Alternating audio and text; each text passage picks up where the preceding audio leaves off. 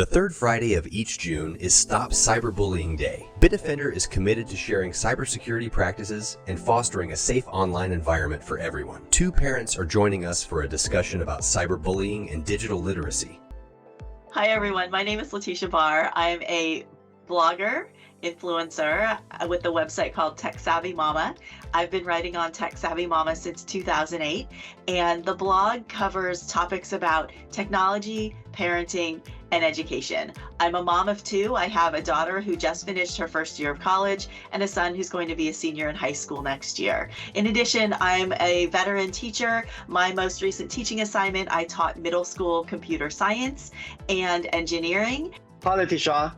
Thanks for joining us today. My name is Bogdan Botezatu. I'm a director of threat research at Bitdefender. We know a thing or two about cybersecurity, and I'm very fresh at parenting. So I'm relying on your expertise to walk us through the dangers of cyberbullying, of online interactions, and so on. Well, I think my question for you to kick off our interview today is, what are some of the key risks and threats that children and teens face in the digital world today? As Bitdefender, you're dealing with these things all the time to protect yourself and our families. So what would you say these key risks and threats are these days?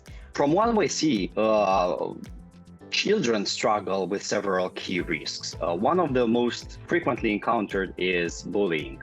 When they join online, they exchange information freely, and they don't have the barriers that adults usually have. So they tend to be a little bit too liberal in the way they talk. They push each other. But this happens online now, so the whole world is their audience.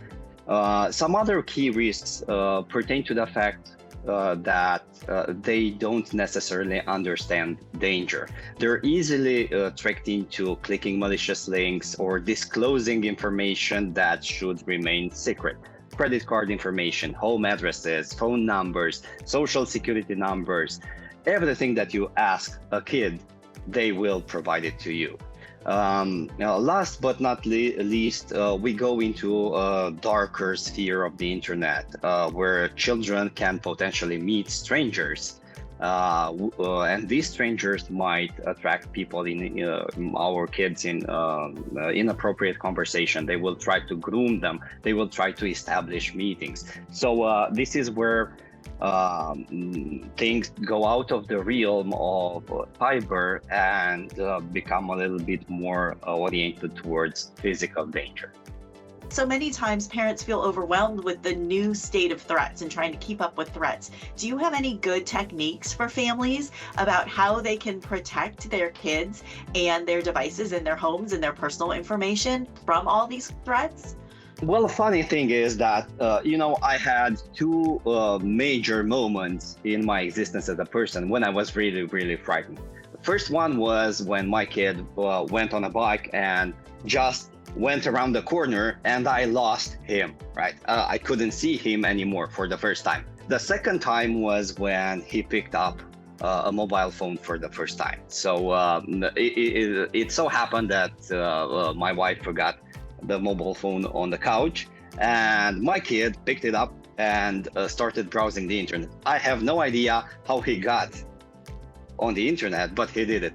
So that was the first moment when I asked myself, how would we be able to protect our kids? First of all, when they're discovering the internet, I think they should do it from the safety of a family computer. A computer that's placed somewhere in the living room where parents can easily watch their activity.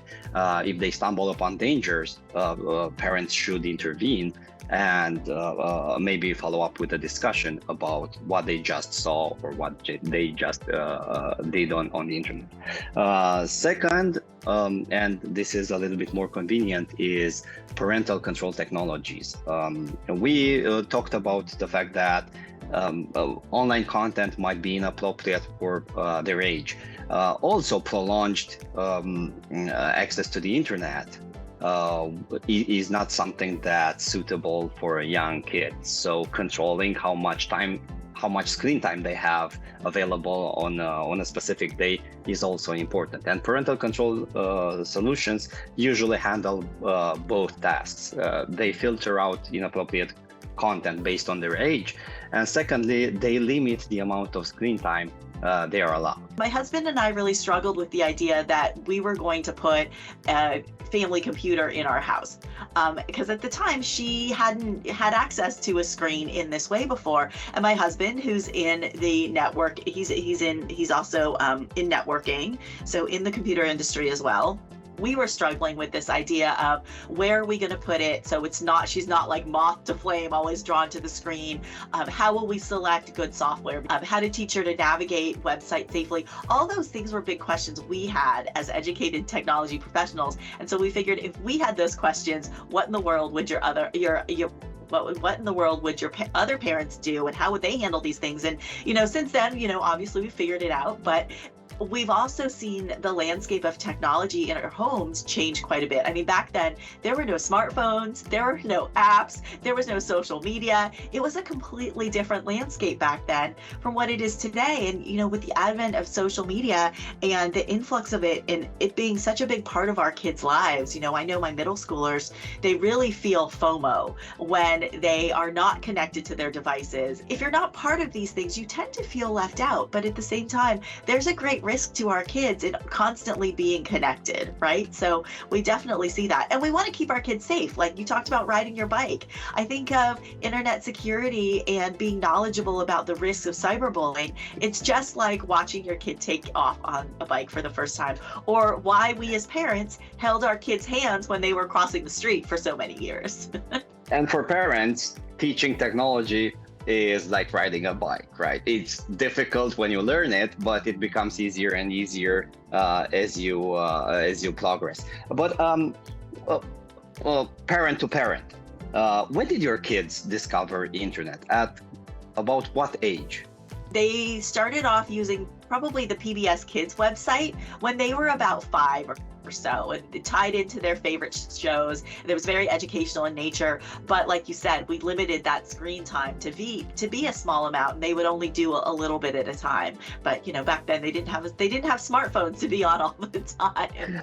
So yeah, probably about 5 or 6 for my daughter. Yeah. There's this case in which one parent who's tech savvy is encouraging kids to explore technology, and while the mother or the father, right, would say, yeah, we should be limiting kids' access to technology because it's harmful. Like to some extent, there are two parents who have conflicting visions of whether technology should fit into a young kid's agenda. How do you feel about that? Ooh, that's a tough one. I feel like as parents in the household, and even if parents are separated and you're co-parenting together, you need to present a united front to your kids. The parents get on the same page and they figure out what those rules will be in the household that's not only a compromise to their beliefs, but ultimately what's best for their child. I think we always have to keep what the best interests are of our kids in mind. And it's not about us as adults, but how do we protect our kids? Just as you wouldn't let your child get in the car with someone you don't know, you don't want to just turn them loose on the internet because there are so many risks, and you don't want them to be subjected to cyberbullying, because we know about the social and emotional effects of cyberbullying and how much it can take a toll on someone's mental health. So I think putting those limits and making them pretty strict when your kids are young is really important, and then kind of loosening them with the understanding, with the learning, with the knowledge that comes with age. With teenagers, things are getting increasingly complicated because they're social animals. They tend to stick to their pack and they want to be part of something bigger. They belong to specific groups with specific interests. They chat a lot online. They exchange information, and sometimes they exchange more than information. How do you deal with teenagers when technology and romance are involved in the same package? having open lines of communication with your kids, building that trust is very, very important. And so I think that building trust in your relationship, fostering resilience in your kids, building up their self-esteem and making sure they're taking care of themselves is really important at every age, but especially when they're teenagers. Some of the things and the consequences that we've seen from the pandemic and having all that screen time have really set kids back, not only socially, but also academically as well. I saw it quite a bit when we came back and we were in person. The behaviors that our students were exhibiting at 6th and 7th grade were far less mature, I would say, than in past years. And that's just because they lost so much of that in-person time. So, the things that we teach our kids at the youngest ages carry through to when they're teenagers, and that's really, really important. Like us, there are plenty of parents who might be worried or concerned about how to bring this discussion up with their kids, right? Basic cybersecurity hygiene is important for kids, and we always advise parents that they have a very open conversation about why some restrictions exist in the first place. They're not there to prevent kids from having fun. They're there to keep them safe. What kind of advice would you give these parents? And would you be able maybe to recommend some resources where they can read more about how to tackle this type of conversation? First of all, don't shy away from these topics. Maybe even if you don't feel knowledgeable and confident yourself, I would suggest to all parents, seek out resources where you can learn more. And in some cases, when you have kids who are in middle school or high school and who are taking these classes, ask your kids what they know, have them teach you about the things they know that are part of their world. You know what? Why don't you have your child show you TikTok and have them tell you what they like about it? Like, work together. I think with older kids, working together and empowering them as experts to teach you is a really important thing for parents to understand. Like, it's okay to be vulnerable. It's okay to say you don't know, but it's important to also say to your child, this is something I want to learn and I want us to work on it together to keep ourselves safe. You can search out good resources. I know you at Bitdefender have an amazing array of resources for families. You have a great blog, you have all kinds of tools.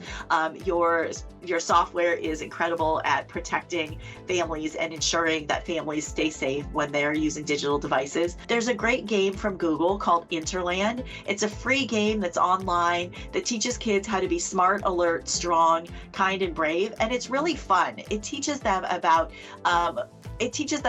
important topics like phishing and about not falling for fake things. It teaches them the importance of being kind. And I think being kind is really essential because we want our kids to be kind in person as well as online. And then also Common Sense Media has great parent resources on tech topics. I use their lessons as a teacher in my classroom, and they're also a wonderful resource for me as a parent as well. So I'm hoping those are things your worldwide audience has access to as well. What role do you think schools and teachers play in preventing and addressing cyberbullying incidents? I think that the role of schools and teachers, the role that we play in preventing and addressing cyberbullying incidents is so important. At the same time, kids don't spend all their time at school and they don't spend all their time at home with their parents. So it has to be a partnership.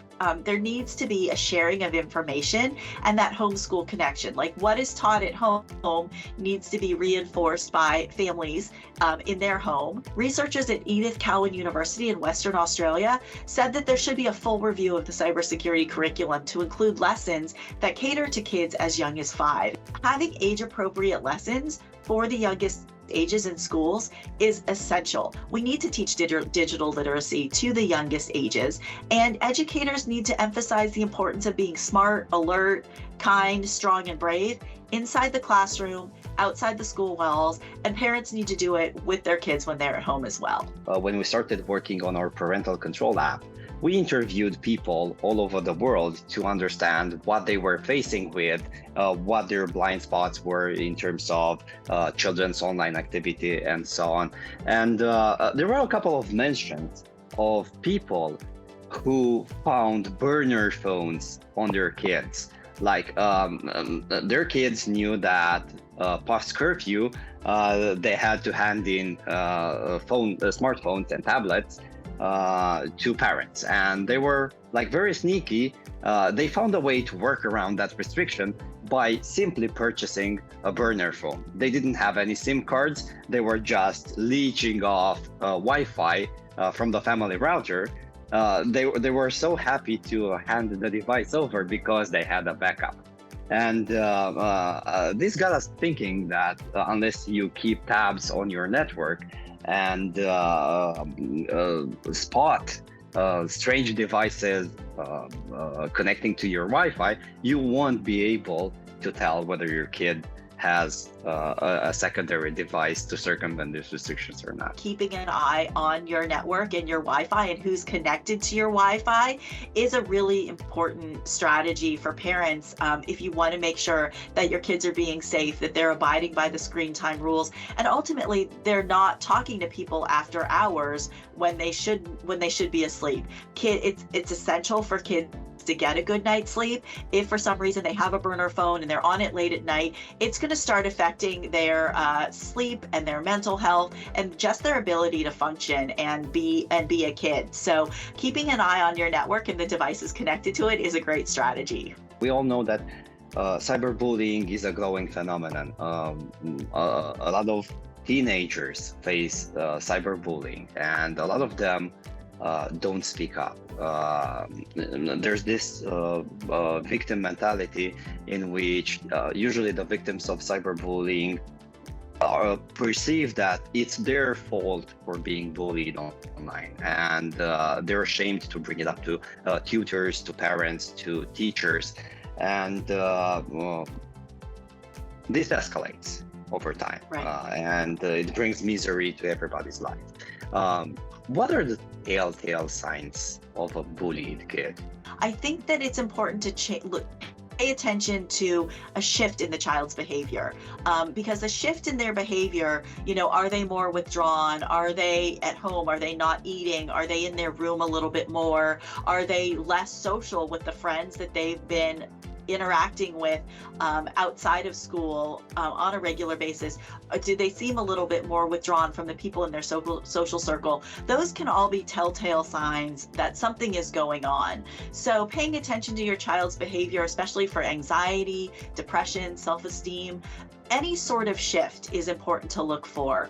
You want to keep an eye out for malicious behavior targeting you and your family, because it helps stop it before it inflicts serious harm. So make sure you're connecting with your kids on a regular basis. In the car, when you're going to and from activities, at the dinner table, those are all good moments to check in and say, how was your day? Open-ended questions like, what was the best thing that happened during your day today? Don't just ask them yes or no questions. It's important to ask these questions. It's important to look at their phone and their digital devices. It's important to understand too how emojis can be used to communicate in code. We're seeing a lot of kids communicate via text just with strings of emojis, and parents are like, oh, that's an eggplant, an elephant, and a snowflake, when really those things can mean like sex and drugs or any other host of things. Know what they might be saying to their friends, and also know who their friends are and who they're talking to. If there's a big shift in their social circle, they're not hanging out with the people they used to hang out with, they're not talking to those people, that's probably a sign that something's going on that you need to be aware of. Now, I'm trying to put myself in the shoes of a parent whose child has been cyberbullied, and I figure it out, right? What are the next steps? How do you go about with that? Do you notify school? Do you first talk to the kid? Do you involve specialists like maybe psychologists, whatnot? Do you face the bully? What are the best ways to help the kid navigate this really, really difficult time in their life? That's a great question. I think the first thing to do if you know your kid has been cyberbullied is provide them with the emotional support that they need. Obviously, they've been going through something that's very difficult, and you as a parent, your child is your first concern.